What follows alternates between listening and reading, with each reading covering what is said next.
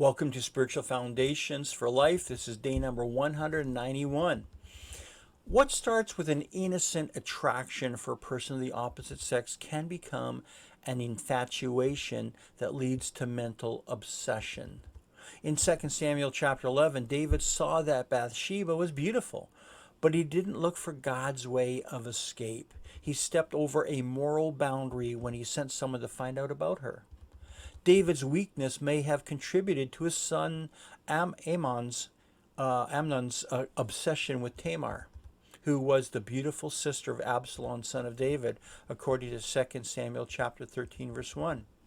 Solomon warned us in Proverbs chapter 6, verses 25 and 26, "Do not lust in your heart after her beauty, or let her captivate you with her eyes. For the prostitute can be had for a loaf of bread, but another man's wife preys on your very life." Amnon played out his sexual fantasy for Tamar so many times in his mind that he actually became physically sick, according to 2 Samuel chapter 13, verse 2. The good news for us is that it is not a sin to be tempted.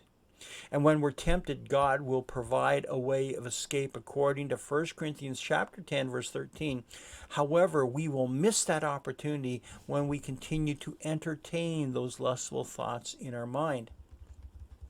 The Apostle Paul told us in James chapter 1, verses 14 and 15, "But each one is tempted when he's carried away and enticed by his own lust.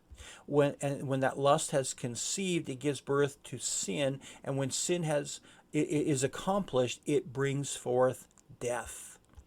Amnon had carried on a sexual affair with Tamar for some time in his mind, and his obsessive thoughts screamed for expression. And so Amnon and his friend Jonadab made a plan to get Tamar into Amnon's bed, according to 2 Samuel chapter 13, verses 3 to 5.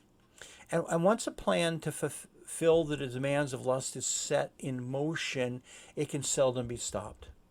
Amnon had lost control, and where there had been no sexual or no self-control, all reason was gone. Amnon's sexual obsession had made him powerless to stop his runaway desires.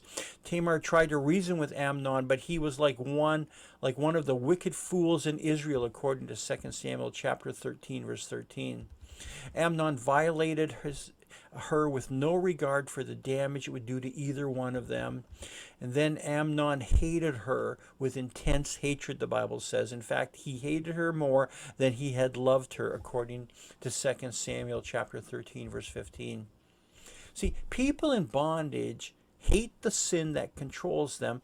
After fulfilling their lusts, alcoholics throw the empty bottle against the wall in disgust, only to buy another when the cravings return.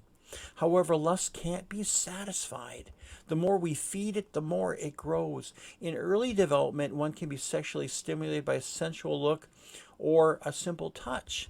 But the rush of a lustful thought or a sexual encounter leads to euphoric experience, but it doesn't last. A sense of guilt and shame follows, but if inwardly there is that desire to have that euphoric experience return. Every repeated exposure leads to greater sexual degradation in order to reach that same euphoric experience. The downward spiral of guilt and shame leads to greater bondage, sickness, and death. We see evidence of this in our world around us every day. In the United States alone, there are over 19 million new infections of sexually transmitted diseases every year. The porn industry generates roughly $14 billion in annual revenue. In addition, 50% of those who stay in hotel rooms will purchase adult entertainment during their stay. 50%. Our country is in an unspoken crisis, and we desperately need a way out of this sexual bondage. Fortunately, there is a way out, and we're going to talk about that in the next number of days. Our key point is that the downward spiral of sexual obsession leads to bondage, sickness, and death. Our key verse, Proverbs 6, verse 25 says, "Do not lust in your heart after her beauty, or let her captivate you with her eyes." Join me tomorrow for another episode of Spiritual Foundations for Life. God bless you.